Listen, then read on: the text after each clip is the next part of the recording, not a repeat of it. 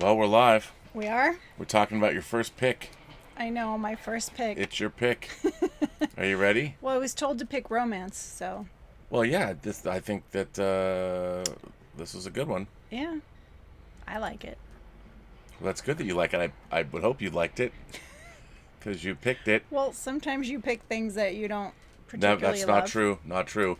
Well, greetings, imagination connoisseurs. Once again, it is I, your Duke of Dope Discourse, your master of fun and wonder, your viceroy of verisimilitude, and of course your sommelier of cinema, Robert Meyer Burnett, and I am with my compatriot here. Who might you be? I am Elizabeth Gwendolyn Bell. I am the ace, the arbiter of cinematic excellence, And what else are you? and the enchantress of entertainment. The Enchantress of Entertainment. And tonight is a special episode of Whining About Movies, in that you picked the movie. The format is I would pick a movie and show it to her, and Right. she would tell you what she thinks and sort of describe the plot. Well, one of the viewers suggested Romance Friday. Romance Friday, which considering that on my channel 95% of my audience is men, is an interesting way to go. And we're going to see how that works out tonight, aren't we? Well, I mean, yeah, I tried to pick something that was romantic but also kind of quirky, It is magical, the tradition of magical realism. right? Love in the time of cholera, but It's different. fantastical. It has fantastical elements, yes. It is quirky and it's beautifully shot. It has great pedigree. Let me just. What's really interesting is I pulled this up. The director of this film. Well, we should do the wine first and then Let's talk do the about wine first. Okay, okay. This is a Malbec. Malbec. Mauricio Lorca. We've had this before. Angel and Sebastian. Oh, hang on. Got to change the camera, babe. It's hard when I'm not right up. Here's what we're drinking tonight. It's a Malbec. Yep. Well, why don't you hand me your glass? And I'll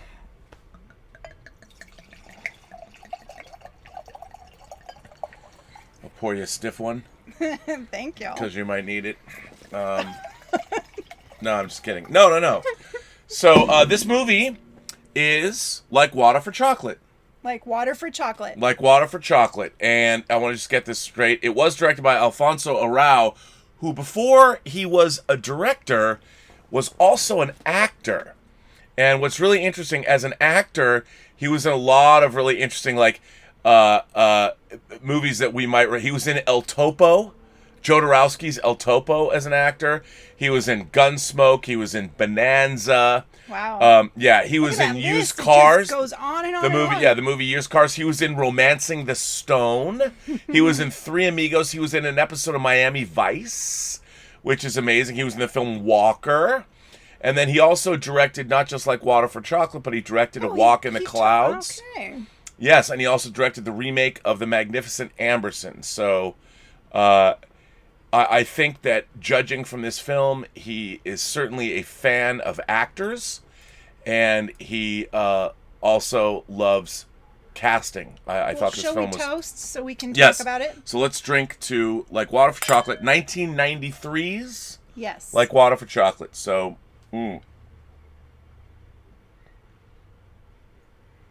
I've had this before. I knew I liked it. Yeah, we've had this one before. It's a hearty wine. It is. It's a Malbec, so Small bag. It's quite good. very good. So this movie was based on a book by a first-time novelist named Laura Esquivel, and it earned Yes. 10 Ariel Awards, including Best Picture, and was nominated for a Golden Globe for Best Foreign Language Film, and the film became the highest-grossing Spanish-language film ever released in the United States at the time. There you go. But it was submitted for the Academy Awards by Mexico, but it was rejected for some reason. Interesting. I don't know why. Well, I saw this film at the Cleveland International Film Festival. Cleveland has an international film festival? Yes, and we would go every year, and every year I'd get the catalog and I'd circle the films that I'd want to see, and I'd go with my parents. You went with your mom and dad? Both of my parents loved films, and we always went to the film festival. It was at the Cedar Lee Theater, which was very close to my home, right across the street from Heights High School, where my brother went to high school. I did not go there because it was a huge school and I was extremely shy. I went to a private all-girl Catholic high school. But course you anyway, did. Which, I mean, this movie is like the Catholic high school girls movie. I mean, I don't want to call this a chick flick. But you have been calling it a chick flick. But I will say, after I had never seen this film. I just finished watching it. I had never seen this film. This is a beautifully made movie. It is gorgeous to look at. The scenery is beautiful. As a matter of fact, Emmanuel Lubezki shot this film. It really is a gorgeous, sumptuous. It's a very sensual Very film. sensual. There's boobs and sex in this movie. There is. This is about food and passion and love and infidelity, unrequited love, or love that it's. But it is very much a. What I love about it is it was very Mexican, you know, and it's. I love that about the film. I mean, yes. It was steeped in Mexican, the Mexico version of Catholicism. You know, and it had all of that in it, and it had a horrible matriarch, villainous. Yeah. I don't know. How do we do this? Do we talk about what happened? Yeah, let's talk about the film. So the movie opens with a narrator. The Which granddaughter. I have to say, I love narrated films. I do too. Love narrated films.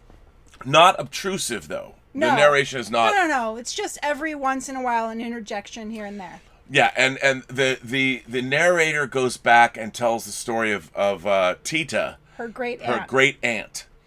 And Tita is the youngest of a family of 3 girls, and she has her sisters. Her oldest sister, the fiery redhead. Yes, that's the middle child. Oh, is that the middle child? Gertrudis. Gertrudis, and then there's the oldest. Yes. Rosario. Rosario. What's her name? Rosario. Yeah, Rosario. And then there's Tita. And Mother Elena, the mother, says to Tita, "You will never get married. You have to take care of me until I'm dead." Right. And she's born with tears. So her mother's chopping onions and goes into labor, pushes everything off the table, and water gushes out, tears gush out. And if you needed to know that it is magical, realist, and it is whimsical, what I love this scene. Love it. Because she's giving birth and water is just pouring off the table. Off the table, down the stairs. And because it's born in tears afterwards, their stalwart maid, the old woman Nacha. Nacha is cleaning up piles of salt. From 40-pound bag she filled. A 40-pound bag of salt. So, but it's done, I mean, even though it's magical realism, like Amelie and those kinds of movies. You can see why I love this film. Yeah, I mean, there's this fantastical bent to it, but it's very much grounded in reality. Right. But it's very literary, and at the same time, it's whimsical. And it's based off a book. Right, well, it said that. Which I ended up reading after I watched this film. Laura Esquivel, her first book. How was the book? Great. The book was great. So immediately the tone of the movie is set, and you can't help but smile. I mean, it makes you like, I had never seen this movie. Honestly, I didn't really know what this movie was about, and you didn't tell me what it's about. So I'm going in there, and so immediately I love voiceover as well. I mean, I love voiceover, and I was sort of captivated from the get-go. And I wanted to know, and you know that the story of Tita, the fact that she's not going to find love, and she's not going to be allowed to find love. It's their family tradition that the youngest child needs to, or the youngest daughter needs to stay home and take care of the mother until she dies. And who came up with this? I don't know. But the mother is immediately, it jumps forward in time a little bit, and we watch as Tita is a young girl. Yeah. And a man, a boy, becomes enamored of her. Yes. Like right away. A really handsome boy. Pedro. And from the time he's young, he's completely enamored of her. He is. And what I loved about this movie was there isn't any judgment here. You know, I felt like Americans are always judging who should like who and romance and all that. And what I loved about this film, and I chalk it up to the Mexican sensibility of this movie, the sensuality. It's par for the course. People understand in this movie, you're attracted to people. Right. You know, there's gonna be some hanky-panky going on.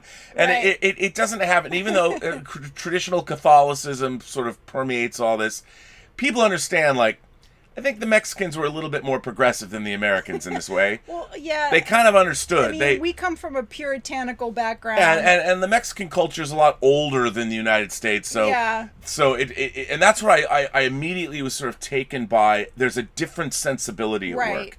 More of a matter of, in some cases, there's overt tradition, but there's also, passion's okay.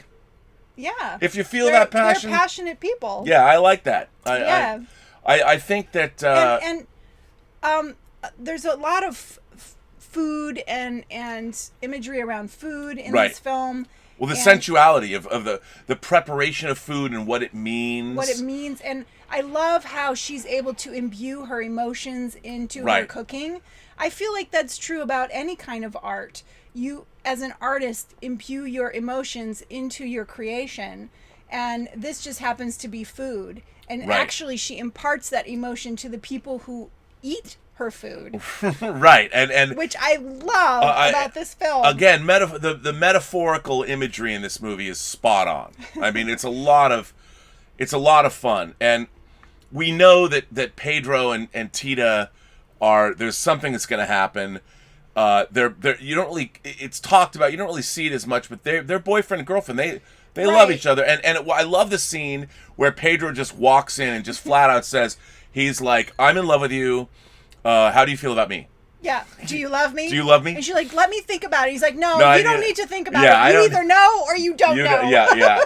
It was great. I mean, I loved all of that, and then she, and then he's like, I want to ask your hand in marriage. Can I come talk to your mom? And she's like, no, you can't. and then at one point he comes and they walk. Somebody comes in. The maids, the Mexican girl that works with them. Oh yeah. I forget her name. Like Chorito, or I forget. It's Chencha. Chencha, the housemaid. Yeah. And Chencha's like also Tita's best friend. She's always laughing and smiling and good-natured. And she's like, Pedro's outside. At first, Pedro's outside and would like to speak with you. And the mother's like, no way. And then later, Pedro and his father are outside and they want to speak with you. And so with the father there, I mean, mom... The mom goes in there to talk to them. She's upset at this point. She's like, very upset. Because she told Tita he better not come over here. Yeah. But she goes in there to talk to the father and to Pedro, and he asks for Tita's hand in marriage. And she's like, nope, she can't marry you. But my oldest daughter, Rosura. Yeah. She's 2 years older. You can marry her. Yeah, you can marry her. And of course... It's great, this scene when the mother comes back and says this. There's this big moment of suspense, like, did the mother see the error of her ways, and is she going to allow true love to flourish? Right. Hell no. Hell no. Hell no. She slaps that down. She's a bitter... And it's so great. They always, like, she's always standing up, and they have this, like, little bit of a low-angle shot on her face, and she's always, like, she looks like kind of a cross between a head from Easter Island and like Nurse Ratched from One Flew Over the Cuckoo's Nest. I mean, she just embodies this stern, horrible mother who's never going to let you get away with anything. And she basically, and the way the scene is drawn out, there's all the hope. You know, Chencha's like, oh, maybe. Yeah. And then the mother comes into the kitchen to tell them, and she says, prepare for a wedding. And so they're so excited, like, oh, you agreed to let Tita marry Pedro. And she's like, no. He's going to marry Rosaria. Oh, and you're just going like, oh, man. And she just relished in telling them that Tita's not going to marry Pedro. Because she's cruel. Yeah, she's cruel. And even the maid, she came in to say, your mother is so cruel and so mean. Yeah. Yeah. Not cool. It was not cool. Not cool at all. Not cool at all. And then it sort of goes from there. Like, they get married, and there's all of this back and forth, and Pedro's like, here's my plan. I'm marrying your older sister, so I'll always be close to you, the woman I really love. Right. And I said to you, that's not a good plan. Yeah, dumb plan. But, yeah, and then it's sort of the lives and loves of Tita and Pedro and her sister, and there's all kinds of intrigue swirling around when they can steal a kiss here and there. And, right. And at one point, he offers her. Oh, anyway, at the wedding, first before that happened, at the wedding, she is helping because she's always in the kitchen with Chancha. Yeah. And so she's helping to make the wedding cake. And she's so sad that she cries into the batter. Yeah, she cries into the batter. And so during the wedding, when people are eating the cake, they just all of a sudden feel this tremendous sadness, and they just all start bawling, and they're all crying. And then they all run, and they have to vomit, and they're all like... They're all lined up on the river on this fence. You know, having a bar, like in Stand By Me, a barfarama. You know, they're all there, and it's. I love that. I mean, all that was. And Chancha had tasted the batter when she was making the cake, and it ended up killing her. Like the sadness killed her, and during the wedding, Tita finds her dead. It's a very sad scene.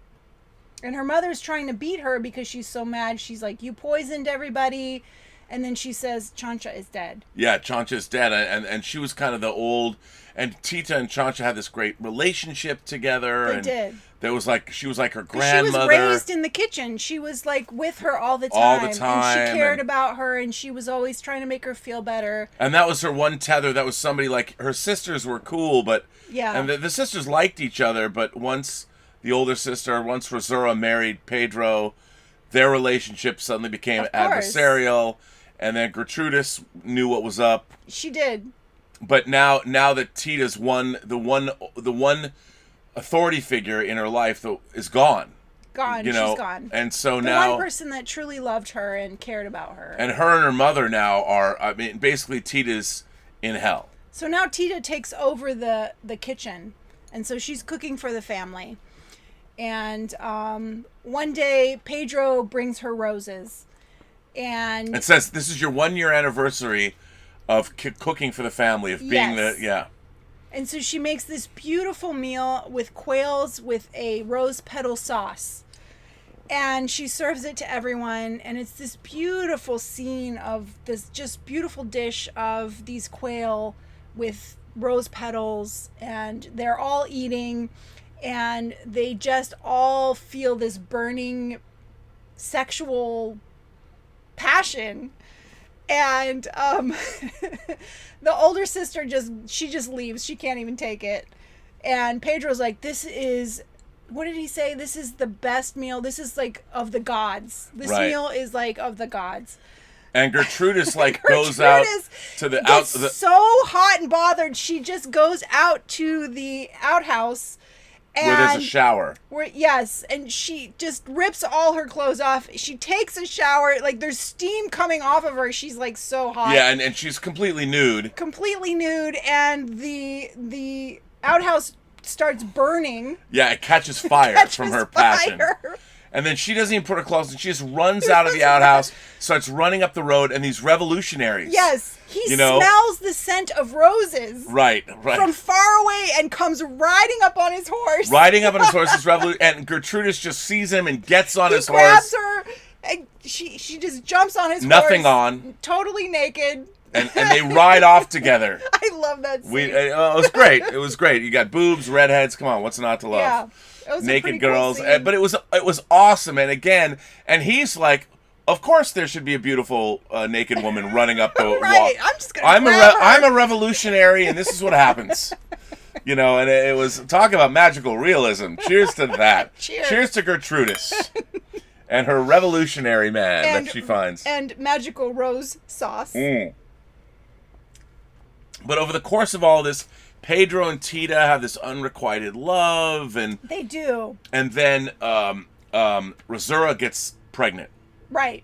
She gets pregnant, and she has the child, but she's not well.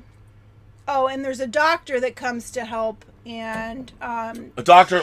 He's like a gringo from Texas. He is from Texas. Yes, you know he is, and he falls in love with Tita. Like And he's like a good man. He is a good guy. He's a good guy. He's a good guy. And he falls in a love. little nerdy, but a good guy. Yes, he's a little nerdy. Yes, he's very nerdy. He's very nerdy. But he's a doctor, you know. I mean, it's in the juxtaposition of Pedro is basically Antonio Banderas. Pedro is like he's like Antonio Banderas, you know. Smoking hot. Smoking hot dude. I mean, he's the Latin lover to end all Latin lovers. Even I was like, that dude's got it going on, you know. Come on. I saw this movie in 93. How old was I? I was like in high school. I was like, ooh, Pedro. Did Pedro turn you into a rainforest? I was like, whew.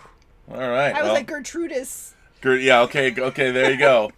And it's interesting because we watch this on Vudu because I don't own this movie. We had to find it on Vudu. Unfortunately. And the poster or whatever is Pedro and is Tita, it? yeah, like in this embrace. It looks like some kind of a psychosexual thriller. I was like, what is this movie? It is a psychosexual thriller. Well, it is true. It's a psychosexual thriller. But the doctor and Tita have a bond. She appreciates he's a good man. Yes. All kinds of shenanigans happen. Yeah, the mom gets more and more mean. More and more mean. She's terrible, and she relishes in just torturing her youngest daughter. She does. She tortures. Well, because she has a secret too. She does have a secret. Oh, and that's how the father died. Before all of this, before the marriages and all that, the father he's in a bar or something, and his friends tell him that his middle child is not his. Right. They say the mulatto. The mulatto. The mulatto fathered your middle child. And it bothers him so much that he has a heart attack and yeah, dies. no. See, the middle child is Gertrudis. Gertrudis is the middle child. Oh, okay. You read the book. Yeah, and that realization, because he comes to the realization of that, he has a heart attack and dies. Yes. So the father... He has a heart attack and he dies. So not only is the mother mean, she's a philanderer herself. Right, and that's probably why she's mean. Probably, yes. Yeah. And the mulatto was the guy that she really loved. Yeah, and she has a secret little chest that she keeps, and she has a key in her little... Yeah, she keeps the key to her heart. Yes, in a heart charm that she keeps under her dress, and that opens up her little... Yeah, and she's got a box full of a picture of him and picture of probably him. Letters. You don't really know what's in there, but letters he wrote. Yeah. So then what happens? Where were we? Well, I mean, the child's going to be born. Right, okay. So she has the child. And Tita and Pedro's relationship is problematic. So, yes. and the mother is like, you're coming between them. You're going to ruin their lives. Yeah. I don't trust you. I forbid you from being around Pedro. Yeah, you can't, because, there's shenanigans. Tita and Pedro, whenever they can, they hook up. They're in love. But they don't do it yet. They don't. They don't do it yet. There's no penetration. No, there is no carnal knowledge. No. Mm-hmm. Not yet. Nope. And so the baby is born. The mother can't nurse him, so Tita gives him a specialty, like she makes formula for him, basically. But then she starts breastfeeding him. Yeah. Boom, chicka, boom, pow. And mother's milk. Yeah. Pedro is always around when she's breastfeeding Roberto. Yes, Roberto. And then, good name.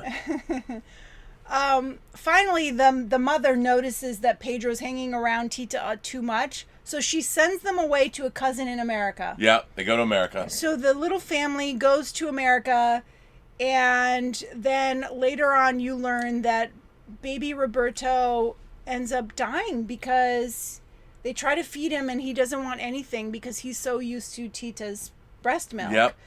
That he ends up dying. I mean, I just straight up love that in this movie, babies die. People die. Yeah, people. I mean, this movie. A lot of people die in this film. What I love about this film, I don't know if an American like there's a foreign sensibility to the inevitability of life that we don't have in this country. You don't see it a lot in movies. We're much more sentimental. But in this movie, even though it's magical realism and it's quirky and funny and weird and romantic, it's not afraid to say that life is bittersweet. Yes. You can have the eroticism and the unrequited love and the stealing kisses under the shadows or whatever, but at the same time, a baby can die because that's what happens, and it's done in such a way where it's not too melodramatic and it's not too They don't show the baby dying because they're off in America. Yeah, it's off camera. But the and everybody feels bad about it. You feel the weight of a child dying. Absolutely. The maid comes in and she's telling them, we have word that the baby has died. Right. And she's crying, and the mom is like, "Stop crying! Nobody cry! Let's just continue what we're doing." And they're like making some kind of food. And she's like, "Don't cry! Don't you dare cry!" And Tita gets so upset, and she's like, she starts throwing stuff at her. "I'm so sick of your rules." She finally breaks free. She runs up into the pigeon coop, which is up in the top of the roof, and she goes in there, and her mom orders that the ladder be taken away. And I don't know how long she took the ladder away for, but she's up there and she's losing her mind. She just loses it. But she also sort of comes into her own, makes decisions like, I will not live with this tyranny anymore. Yeah, so finally the maid ends up going up there, and she's like, "She's not okay, she's crazy." And the mom says, "I don't want crazy in my house. Send her away. She needs to be in a loony bin." So the doctor comes and takes her to his house. The nice, nerdy doctor. They go to Texas. They go to Texas, and she's there with him. He has a young son, and he nurses her back to health. And while this is going on, there are ruffians who show up at the house. Yes.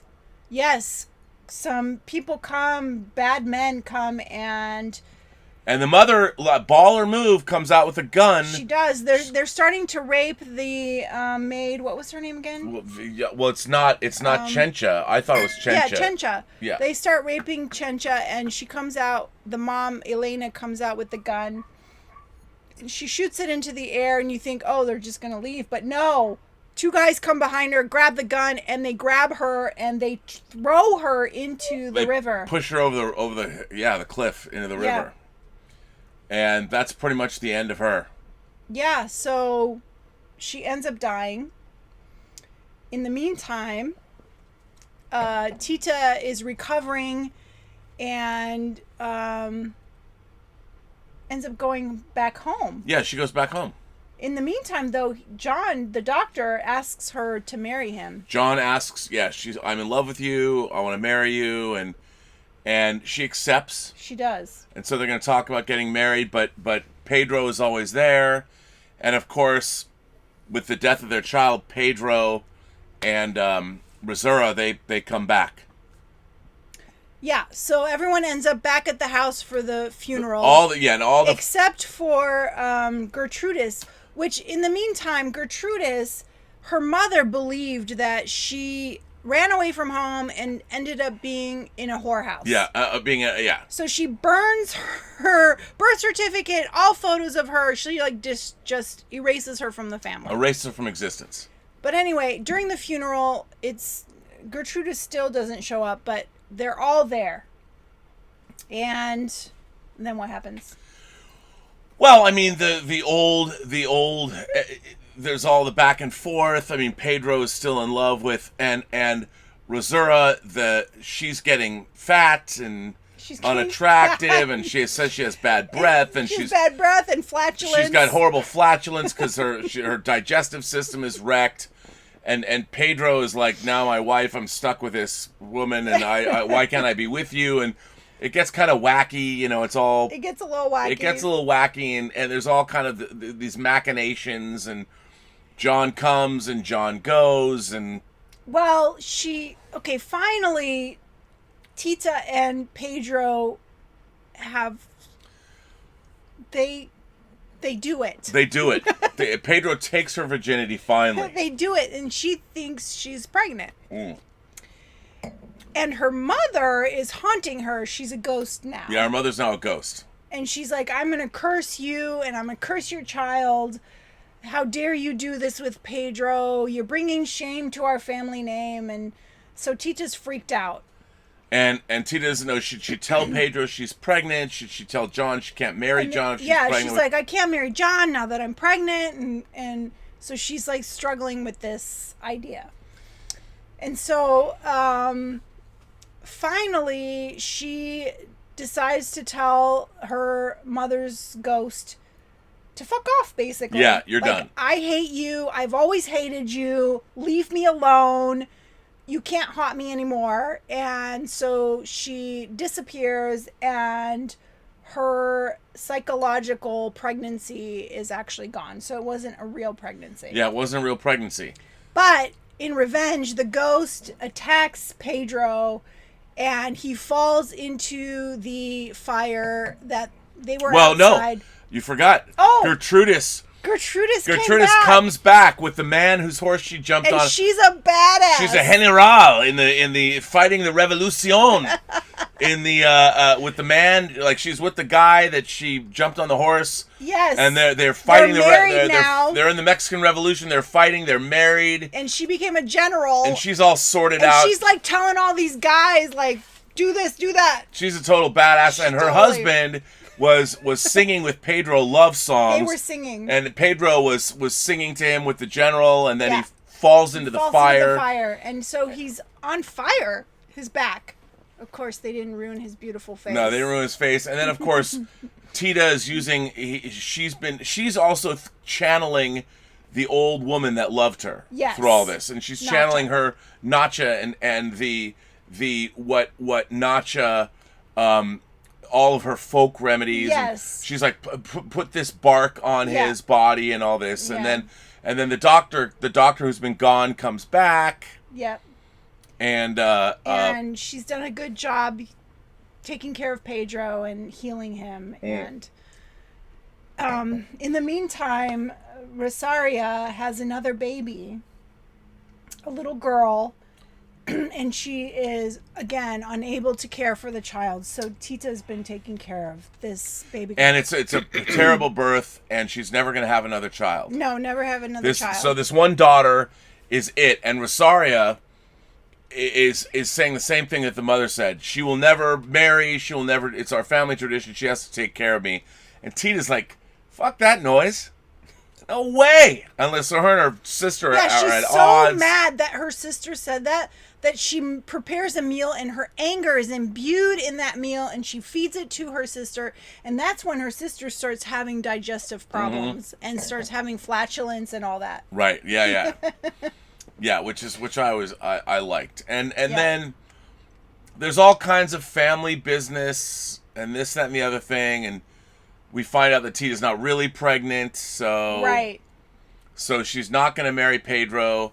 She run away with him. She agrees to marry John the doctor. Right, but then Gertrudis has a sit-down with her, a coming to Jesus, and she's like, look, you guys love each other. What the hell? And she's like, it's not right that Rosaria married your boyfriend knowing that you guys were in love. Like, your love is the greatest love I've ever seen.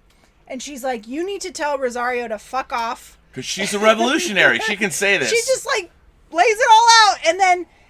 And then Pedro walks in and she's like, do you know, Pedro, that Tita's pregnant? Yeah.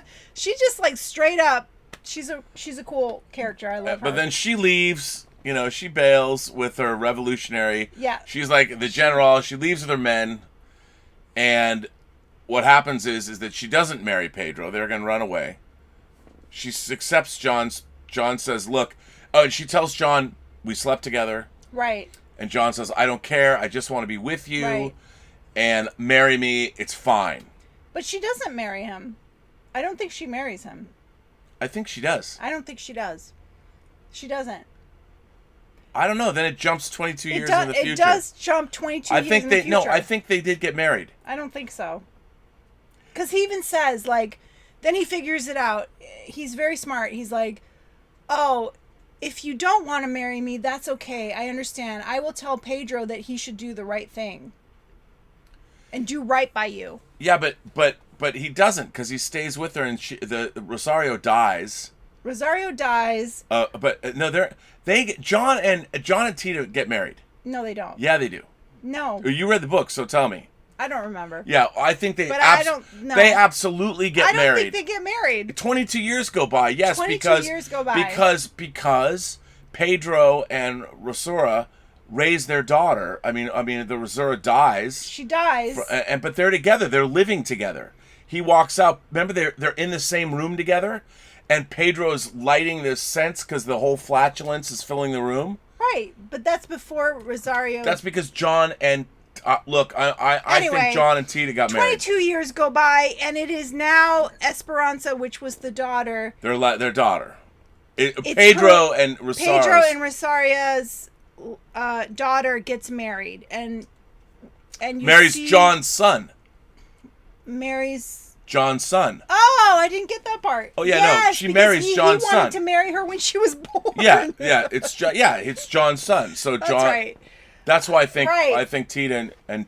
I don't think so. Well, but okay. anyway, we're at the wedding, and she's dancing with Pedro, and finally he's like, see, this is why I don't think that they got married, because now it's like, now they're going to be alone in the house because Rosaria's dead, Esperanza's getting married. You might be right. Okay, I see. All right. Alone in the house, and everyone's like, look, what I are just you gonna watched do this movie now? before we went on the show, so I'm still processing. All right, I can see that. Yeah. So now they're like, everyone's like, what are you gonna do now? You can't just live with Pedro. Like, that's not right. And so it's just Pedro and Tita that are left. Pedro and Tita are left, and then they finally go into the house, this place where they first hooked up. The party's over. They go into the little cabin that's on the outside. I don't know. And then Pedro finally, now that they're together, has the most earth-shattering orgasm ever. Yeah. That and when a candle burns so brightly inside of you, and all the candles burn at a moment, it kills him. Yes. He just is like. You're French. What is it? The little death. In this case, it's the big death. The orgasm is the big death. Dies, and of course Tita is there. Dies. She's like in anguish. She starts eating matches. Yeah, she's eating matches to start the flames or whatever. And the house that they're in catches fire and just burn. The two of them are immolated in a fire. They just burn up. Their passion, their love, they just burn. They burn up, and the movie's over. And that's it. Why is this movie called Like Water for Chocolate? Because that is a term in I guess in Mexico, they drink a lot of hot cocoa. So there's cocoa. They grow cocoa in. I know that. Okay, so have you ever had a Mexican hot chocolate? I have. Okay, and they're quite good. They make it with water, but the water has to boil, and then they put the chocolate in. And so that represents to them passion. Passion. So Okay. like water for chocolate. So the water's boiling. It's passionate. Wow. All right. Well, that's good. Here, we're gonna finish this. Okay. I guess I'm supposed to talk about what I thought about this movie. Mm-hmm. Okay. That's it. That's it. This is. And when I say this meaning. This film is while I enjoyed it as somebody who loves movies and I love the filmmaking and it was a beautiful film, this film is such a chick flick. This movie is the definition of chick flick because come on, man. This movie is all about women. It's all about their relationships. It's all about their whether their relationships with sisters, relationships with mothers. The male characters are very much on the periphery of this. John the doctor is probably the only male character that's and that's fine. There's nothing wrong with that. But and this movie is all about, feelings and emotions and I'm not like when I say it's a chick flick, I mean that with the greatest respect. It's all about feelings. But it's all about seeing the world through the feminine gaze. It's about magic. Even though I get that. Don't misunderstand me. I'm being a little bit tongue in cheek. But for me, like, I would never go back and watch this movie over and over and over again. And not because it's not well made, because it is. It's a beautiful film. I loved watching it. I thoroughly enjoyed the movie. But there's nothing in it that I relate to. I watched it as Come on, there was a lot of nudity and sex. it's fine. Well, but that's fine. But it was nudity and sex in more of a feminine. It was, again, this movie, even though it was directed by a dude, it was written. The book is written by a woman. It's a very feminine female story, and it wouldn't be something like we talked about The English Patient, which we should do maybe next Friday. We could do that. Yeah, The English Patient. Yeah. I mean, it's one of my. I love The English Patient, but there's nothing wrong. You act like you're the only one who's allowed to like that film. No, I have loved that film since it came out. It's an amazing movie. It's been in my top 10. But this film was. I mean, I really like this movie. It's beautifully made. I really appreciated the but it's just there was nothing in the movie. I felt very. I felt like I was watching it from the outside. Wow. I wasn't in the movie because... But what about the like I was saying about imbuing emotion into your creativity? That could apply to your creative person. No, all of that was great. I got all of that. But those are just instances. The overall story it's Tita's story. And I just... But you love Amelie, so what's the difference between this movie and Amelie? Because, okay, the difference is that Amelie, her character is more of a universal character, and even though I'm a dude, I can watch Amelie and I identified with her quest. That could have been my quest, like the idea of wanting to do good through the world by giving people. Her quest in that film is not necessarily about gender, male or female. She's just a person. And I completely relate to her. And I think this film is so much about the feminine and the female experience, the relationship a mother has with her daughter, the relationship a daughter has with her mother. Like, none of the relationships that the sisters and the girls had in this movie did I personally relate to. Could you relate to Pedro? Like, but Pedro's in love with somebody he can't have. I understand, but the movie's and not... you've been in that position. Of course, but the movie's not about him. The movie is about how Tita sees Pedro. And even Pedro is an idealized form through her eyes. You never get a sense of... the only thing that you know of Pedro is that he's really in love with Tita. He doesn't want to be married to this girl. But you don't see Pedro as a fully actualized human being.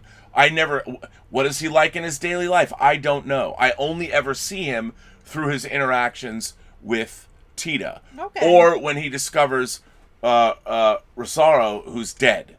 You know, and he's lighting the fragrance to stop her flatulence from filling the room. I mean, there are no male characters in this movie at all that I, as a male viewer, and that's fine.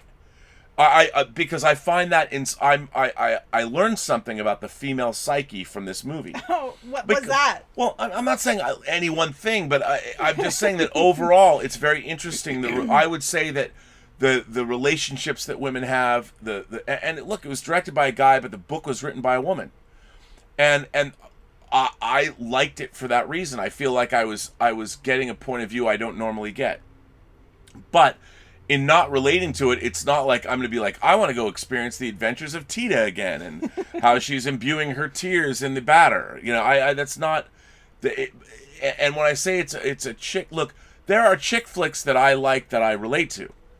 More comedic things, like I love Bridesmaids, which is all about female protagonists. Yeah, I don't know. But this film is, I think, very much a feminine story, and I liked watching it. I think it's a really good movie, but it's not something that I would buy and watch over and over again. Okay. That's all. Do you know that Siskel and Ebert gave this 2 thumbs up? Yeah, but I would give this movie a thumbs up too. It's a good movie. Ebert really loved this film. But I'm just saying that because it had boobs in it. Even though he made Beyond the Valley of the Dolls. But no, I mean, I just think that this film is it's a great movie.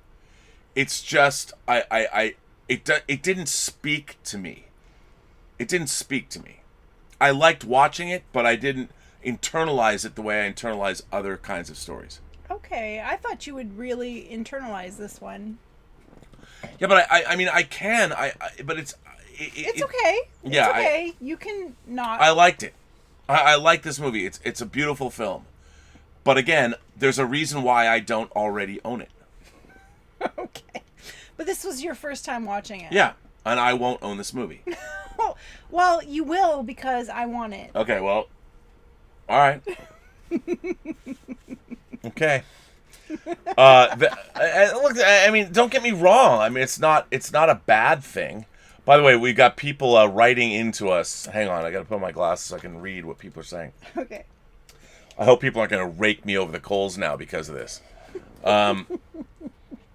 Let's see. Where are we? Wait, hang on. Oh, Alexander Wilson. You know what? This was for my show, but I missed it. Oh. So, you know what? I'll have to do it now. Alexander Wilson sends in a tip and says the Uptown Theater in D.C. hosted the premiere of Stanley Kubrick's 2001: A Space Odyssey in '68. It was originally built by Warner Brothers. I saw a dad who had to take his crying kid out of the theater during the dusting in Infinity War there. It was a gem. I was talking about the Cinerama Theater, begging somebody to save it. So I hope they do. Oh, Senior Claude is here. Sends a very nice tip, Senior Claude. This is your idea, by the way. Bonjour, Elizabeth E. Robert. Like Water for Chocolate, it's a lovely movie and a great choice for a date night romantic film. There you go. Unfortunately, work limits my ability to discuss the movie with you live. Cheers. Aww. Oh, well, I'll be here for you. I can't wait. He's probably going to be seething with anger now.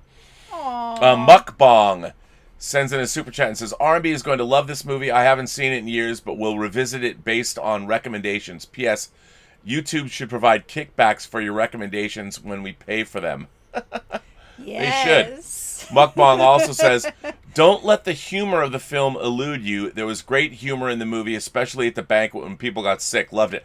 Oh, no. Yes. There's a lot of great humor in this movie. I love movies about food and magic and magical food. Yeah. No, there is a lot of good humor in this movie. This movie is very this movie puts a smile on your face. It is a very, very fun movie. So you know, I can recognize that. I mean, I don't think that it didn't have humor at all. I thought it was great. Julius Goodwin is here. He's our patron saint. Yes. Julius, hello. There's a request in the chat slide to ask Miss Elizabeth how she felt about the movie version of this versus the book version of the story. Being a frontline soldier in the Singularity, of course, I volunteered myself to ask. Well, thank you for asking. So the book versus the movie. But you read the book after you saw the movie. After. I read it after, and this was years ago. Like, I was in high school, so, yeah, I'm pretty old. But, of course, the book is always way more, filled out than the film. And, but I think that the movie stayed pretty close to the plot of the book. Well, I'm sure the movie got it. The book delved much more into the feelings of all these characters. Yes, much more in depth. But for the plot, though, I think it stuck pretty close. Yeah, well, and look, I mean, a woman wrote this book. And it's very. Here's. I feel I need to clarify something. Okay. Men and women are different. They are. We see the world differently based on the experiences we have, the relationships we had, and I talked a little bit about on. This is going to be a little bit of a tangent. Okay. I talked on Robservations once. There was a line of horror novels that came out called the Abyss line of horror novels, and this line of horror novels had a lot of female writers, like Kathy Koja and people like that. And I was buying every one of these novels, and I was reading them, and I didn't like there was another horror writer named Yvonne Navarro whose books I liked more. Uh-huh. And I didn't like the books as much. They bothered me. And Oh. I thought, why is... And I realized that the women authors were more the horror was more about emotion. It was more emotion based, and I was used to plot driven horror. And so what I did was, once I realized that, I sort of took a step back, and I started looking at the female authors like Kathy Koji, who wrote these things, and I approached them from a different. I realized, oh, they're coming at horror from a different angle, and I enjoyed them a lot more. Yeah, once you realize that. Once I realized, because I was used to seeing plot-driven horror, and more of this emotion-based horror. I wasn't. It was just I had to learn. Yeah, I had to learn to enjoy it. It would be good if you tried to connect more with your emotions. Right, and within the horror genre, and I realized how interesting and what I suddenly it opened my mind to a different perspective, which I really liked, because I was so used to having these stories told in a certain way, concentrating on a certain thing, and then it sort of broadened my horizons. And I think that one of the things that, now we live in this world where we have to be the same. Everyone's the same, right. But we're not the same. We're not the same. And the experience of the world, like this film, but men feel emotions, and no, I know, but look, when we're talking about the idea that you can never have a child, you can never get married and have a child, right? But when a mother tells a daughter that you can never get married and have a child, because you have to take care of me. That's a horror that I will never understand. And when the idea that a woman who wants to have a child is being prevented from having a child, or getting married, by her own mother, that is a very specific kind of torture that I would never know. And I think that in seeing that in this film, I was able to be like, oh my God, I was like, why would a mother do that? I mean, I can't even imagine what that is. And so that's one of the things I actually liked about this movie, was the female perspective of all of it and feeling all that. I mean, it didn't resonate with me, but I felt I learned from this film. I gleaned, I got insight from this movie, if that makes any sense. Yeah. So. Yeah. That was probably a long way around. That was a great answer. Let's see. Okay, so there you go, Julius. There's your Mukbang sends in a super chat and says, we talk about food a lot in the chat. Do you have a single favorite Mexican food or food from the movie? Oh my God. If I could eat the food in this movie. Well, there's one thing you commented on. Well. That they were making that you know I love. Oh, she made mole. Mole. And I used to live in Los Feliz. We used to live in Los Feliz, and there was a restaurant there called Mexico City. What a unique name for a Mexican restaurant. My God, the owner had lived in Mexico. He was a white guy, but he had lived in Mexico. He was raised in Mexico City. I love this restaurant, by the way. And he had started this restaurant, and my kids loved this restaurant. When they made their mole every day. They made their mole fresh, and mole is a huge, long process to make. It is a labor of love, actually. So when you have mole, you need to respect how much time it takes to make that. It is a long, long process. It's an art. No, it is an art. And they showed some of that process in the film. Their mole was so good, and we loved going there. And unfortunately, some big chef from Beverly Hills came and bought the restaurant, and it's gone. It's gone. It's gone. And it was there for 25 years. Yeah, our favorite mole is gone. Gone. This was my children's favorite restaurant. And I learned to love it too. And now we live in Pasadena, which is not that far away, but it's a different place. Yeah. And that's why I like going to El Portal. Yes, and they also have good mole. They have really good mole. It's not as good as Mexico City was, but it's still very good mole. It's good. But, yeah, cooking is definitely So what is your art. favorite Mexican food? Do you have favorite food? I would say mole. Well, mole is more of a sauce. It's a sauce that I like mole on enchiladas. Yeah, I mean, that's me. I love good chicken enchiladas. That's what I love. And we live down the street from there's a lot of these taco places that make the real authentic, small, not like the big the street tacos. Not like the. No, the street tacos. They're called street tacos. But not the street mini ones. The street. Well, these mini ones are really good. Very good. Really good. So, but I love enchiladas and. Yeah, like Mexican food is a labor of love. Like it's very labor intensive, and it's very flavorful. I'll tell you here's a funny story. So when I was working on Lord of the Rings, doing the documentaries, we were down there on I want to say during Return of the King. And there's a lot of Mexican requests that you couldn't get Mexican food. There was no Mexican food in New Zealand.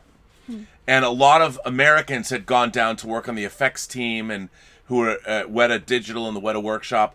And everybody wanted Mexican food. So a very entrepreneurial a radio personality, I forget his name, in New Zealand, opened a Mexican restaurant, spared no expense. But what he had done was he hired a Mexican chef from southern Mexico. Wow. And what Americans think of as Mexican food is really Tex-Mex. Yeah. It's really fusion. It's not southern Mexican food. Yeah. And so they had this beautiful... there's no tequilas in New Zealand, and this restaurant was awesome. And I forget the name of it. And we went to the grand opening. It was a big deal. It was a big deal, and it was so well done. But then... when the food showed up, there was this deflated sense of,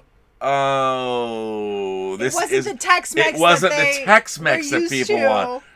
Which I thought was interesting, and it was such a which Tex-Mex is good too. No, Tex-Mex is great. That's what we think of as Mexican food. But authentic Mexican food. It's amazing. And each region, it's different. Yeah, and so it's not one thing. All these people from California, so they wanted, and it was just.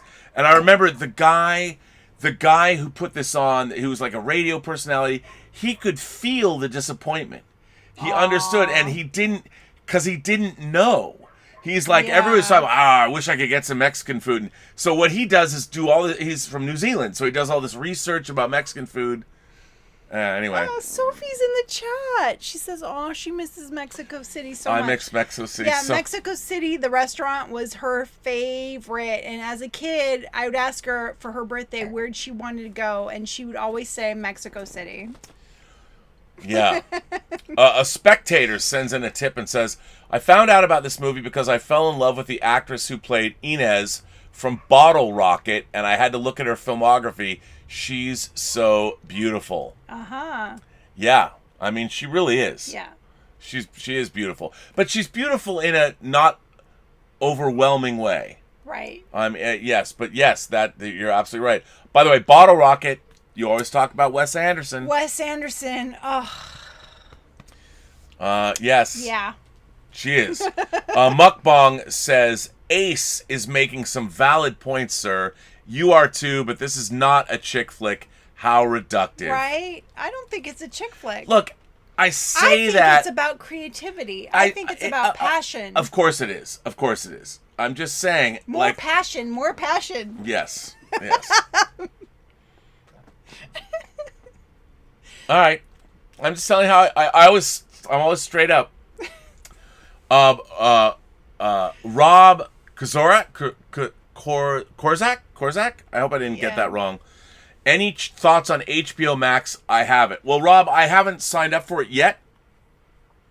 Actually, I have, but I haven't downloaded the app. You have? Yes, but I've been inside to do it. So, we will. I've heard it's kind of a mess, but Is it? Yeah, I've heard it's kind of a hot mess, like a bunch of stuff, but it's all haphazard. Tons of things are on there. Disorganized. We'll see. It's not as organized as It's not as organized. That's a bummer. Claudius is here. Hello. Claudius, you said you couldn't be here, but you're here. I'm glad you're here. Elizabeth, I saw this movie in the theaters in 1992. It was 93. Came out in 93. Yes, so I don't mean to correct you. With my girlfriend at the time, I enjoyed this film. She loved it. It reminds me of The Age of Innocence, which we saw a year later. Yes. Let me just say, I love The Age of Innocence. That's Martin Scorsese. I love The Age of Innocence. Great film. I have the Criterion Blu-ray. Great film. I love that film so much. It also reminds me of House of Spirits. Yeah. I can see that. which I love that film. I know it's not a great film, but I read the book, love it, and Yeah. it has Meryl Streep.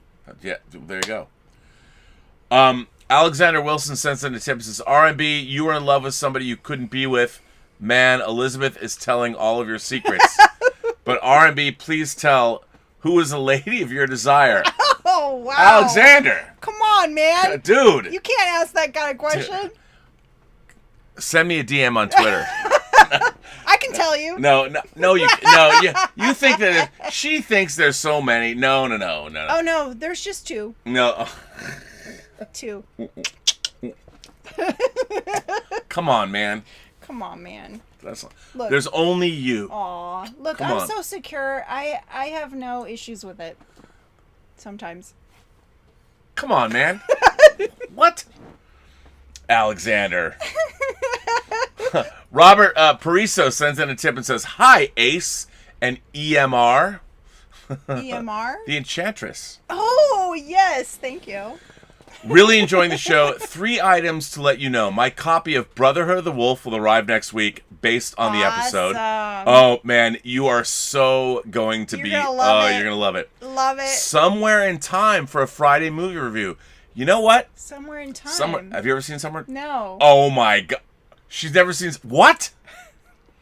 You know what? I thought that this romantic movie Friday thing was not going to work out. Yeah, you were like, if this is like really lame and there's nobody Well, there, you were worried. She was worried. There was only like, 4 this people. This is the last one we're doing. Well, no, I'm like, look, man. I mean, the demographics of this channel is 95% dudes. So?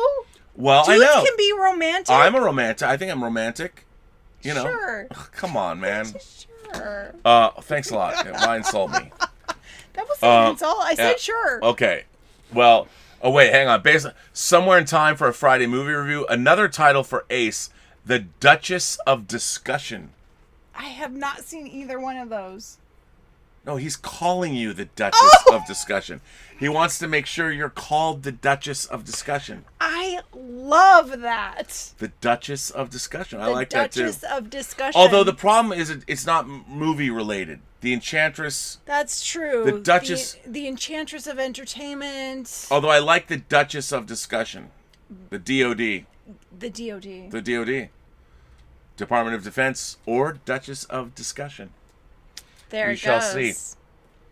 Oh, Mukbang sends a super chat and asks, has our Ace seen The Cook, the Thief, his wife, and her lover? Okay. No. I have not. No, and let me tell you, I don't know if I can show Peter Greenaway's masterstroke to the Ace, to be honest. Why? Oh, does it have to deal with things that I hate? Yeah, I don't think you'd dig it. Like? It's hard to explain. Okay. But it's a great movie. Monsieur Robert, I think Claudius sends in a tip. I think the wonderful chemistry that the both of you have will capture another audience for date night. Great job on the recap. Awesome choice of wine. Perhaps Chianti for an English patient show. And perhaps olives, hummus, and naan.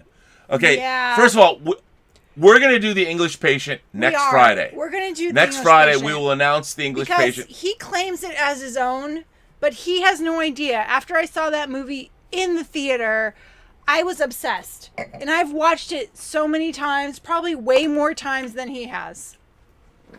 So there. No, we're actually on that camera. You know, when I'm obsessed with a film, I watch it repeatedly. I An understand. English Patient, I have watched many times. It's true. You watch. How many times have you seen Amelie? 100. Probably 100. She's more. watched a lot. Every time I feel upset, I watch it. Yeah, I think we will do English Patient. We'll do it next. Yeah. Julius, again, this one is from Mr. Burnett. As far as drinking goes, do you happen to know the Salamander X chat? I don't. No, what's that? I am Julius, you must educate me. I don't know what that is. The Salamander X chat. Yeah, I don't know. Anthony Gonzalez says, have you guys seen the Benjamin Bratt? Is it Benjamin Brett or Benjamin Bratt? Benjamin Bratt, who's in, Blood Out, which is like the greatest thing ever. Which, by the way, I have the original Taylor Hackford, the original, not Bound by Honor. I have the original long cut of Blood In, Blood Out. It's so good. Benjamin Brett film La Mission, based on the San Francisco Mission District culture. I have not seen that. I've heard of it. I have not seen it. Claudia sends in a tip and says, Monsieur Robert, I'm standing outside work to send in these super chats. FYI, Wow. Like Water for Chocolate is superior to Age of Innocence. Just wait till you review Love Actually. Oh, we love Love Actually. I've seen Love Actually, you know. I've seen that one a million times. Yeah. Love that film. I love Love Actually. Totally. I love it. I love it. So you're standing outside. I love that I want to believe that Claude is actually, you know, we saw him. Tell Claude how, like, when he sent us a video. Yes. How, like, because I didn't know what branch of the service he was in. Right. I saw that his. Right. I saw that your uniform popped up. Like, I could see and he your. paused it to I thought, see, I'm like, what were your patches? I'm like, wait. I said, are you in the Space Force? Yes, Space Force. That was cool. So yes, Mukbang says, you two are great on date night. Love it. Oh, they love date night. Well, date night's good. Because Rob was about to cancel date night. What? He was like, if nobody watches this episode, that's it with date night. For Friday Night Romance. Well, yeah, if no one's watching the show, but everyone's watching the show. We've got a good show. This is a good show. It's a good show. It's fun. I mean, you were like, there's 4 people in the chat. That's why I said it. You're like, there's only 4 people here. And I'm like, that was at the start of the show. Yeah, and I'm like, what? There's only 4 people. Yeah, I'm like, if we're gonna do a 4-person, no one's gonna like, you know. Let's go back and do, you know. Do you guys like date night? Friday date night romance. We'll keep, yeah. I think so. We'll keep that as a. Mukbang says you two are great on date night. Love it. Awesome. And Julius goes on and says it's from the movie Student Prince in 1954. In case you haven't, I have not seen it. Oh. I have not seen that. Seen that. Alexander Wilson sends in a tip and says, y'all just telling all your business. Also, the next movie should be 1993 Sirens. The nudity is awesome. Yes, it is. Yes, it is, Alexander. Yes, it is. I have not seen that film. Oh, the nudity is awesome. Alexander, I've always liked you. I just want you to know. Just so you know. Let's cheers to Alexander. In this film. He's a longtime imagination connoisseur. Yes, here's to you. We're at that camera, by the way. Here's to you. In this film, there is actually male full nudity. Yeah, with a dead guy. Yeah, he's dead, though. Save some of that because we're not at our. I don't have much. We're over. Don't drink. We're at the end of the thing. We're at the end of the show. I have a smidge. A smidge. Julius is back again. Just to clarify, the Salamander X chat. Sorry, I misspelled it before. Is from the movie The Student Prince, made in 1954. Somehow I think it'd suit you. Try it sometimes. I will absolutely do that. I think that's great. You should try that. Well, listen, we're over time. We're over time. So we're over time. Wow. We're over time. So hang on, let's come down here, and of course, we have our rating system. Yes. Our bottoms up scale on Elizabeth's whining about movies is a 1 to 4 glass of wine scale. Why is that, Elizabeth? It's 1 to 4 glasses because there are 4 glasses of wine in a bottle. 4 glasses of wine in a bottle. Yes. At least the way you pour. At least the way I pour. And so on a scale then of 1 to 4 glasses of wine, yep, what would you give Like Water for Chocolate? I am going to give this film a 3.75. 3.75. Yeah, I love this film. I love the magical food element. All right. And the sensual sexual element. I like that too. You know what? I'm going to give this 3.25.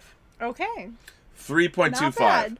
I enjoy this movie. I really did. I'm glad. I like this movie a lot. Exposed you to a film and as your first pick on the show, I drink to you. I'm going to cheers to the arbiter of cinematic excellence for picking a fine film to watch. This was A fine film she picked. Well done, my dear. Thank But you. then again, I would expect nothing less. You guys should all watch it. I would expect nothing less. So, that's where we're at. Hey, Throg is here. Hello. Throg sends in a tip and says, guys, Claudius is an international man of mystery. Tonight, Lady Throg and I are staying in to watch Chocolat on the HBO. Viciously slapping the bass earlier tonight. Does that mean you were listening to Rush, or you were watching I Love You Man? Slapping the bass. I love that, man. By the way, Claudius, he made a video. I should play the video. I should have played it on the show. Claudius sent me a video. He is a very hunka burnin' love, if I do say so myself. Oh. He's a handsome dude, don't you think? Yes, he is. That guy, his voice, I mean, he's got it going on. Yeah, he does. If Claudius ever goes into politics... He's in Space Force. No, he's in the Air Force, which oversees I'm Space just Force. kidding. Don't ever... No. By the way, Space Force dropped on Netflix. The Steve Carell comedy series. Oh, I didn't even know that existed. I'm very excited. I love Steve Carell, so... Throg says, I could tell you what Claude does, but then I'd have to kill you. Only those with classified clearance know what the international man of mystery Claudius does. Well, I don't know what to say about that. International man of mystery. I like that. I mean, I do know we have a Predator drone circling Minneapolis now, but I don't think that... Do we? We do. Whoa. Yeah. Not good. That's intense. It's intense. But anyway, it's not like they don't test Stranger Things over, but it's distressing. But anyway, no, Claude's the man, and which leads me to believe, I want to believe that Claude is not only an international man of mystery, but his lady Candida is also, like Claude, he says he's in a certain branch of the service, but really he's deep clandestine black ops undercover. Like we're talking, he's specced out special. Away. You don't know. You're right. I don't know. You don't want to give that away. Okay. But I'd like to believe that Candida is also a European agent provocateur. Maybe. She also. You don't want to give that away either. Right, but the two of them, I want to believe that the two of them, their love is keeping the free world safe. Yes, absolutely. I want to believe that that's true. That is so true. I think it's so true. Yeah. Well, so 3.75 for you, 3.25 for me, for Like Water for Chocolate. Like Water for Chocolate. All right. And, well, that brings an end to the show. So what do we say at the end of the show, Elizabeth? Everyone you meet has a story to tell that you yet have to hear. You have yet to hear. You have yet to hear. All you have to do is listen. All you have to do is listen. That's true. Yeah. And? Have a better night. Have a better night. I want to thank my moderating staff, Louis Yu, who is the man who's always here for this show. And I want to thank The Richard for putting on our crazy... The Richard puts on watch parties on the Facebook page, the Post-Geek Singularity Facebook page, and the WINEning About Movies page. Do you know that it's Richard's birthday today?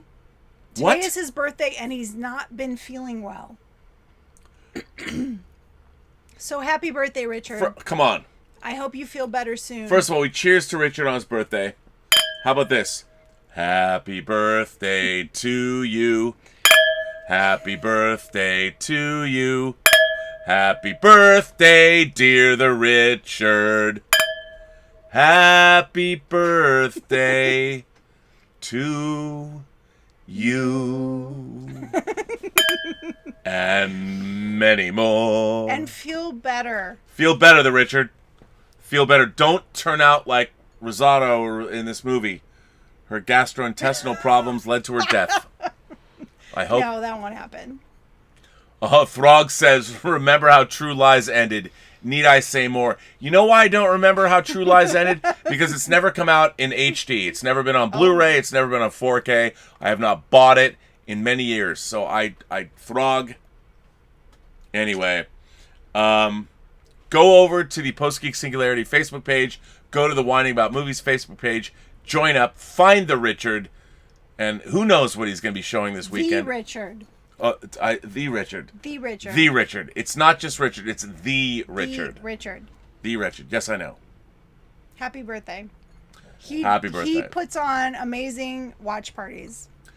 And with that, we bring an end to the 34th episode of Whining About Movies. The 34th episode. Thank you all for being here. Thank you. Thanks for the support. Yes. We'll see you Monday with a movie to be named later. Yeah. I don't know what it's going to be, but...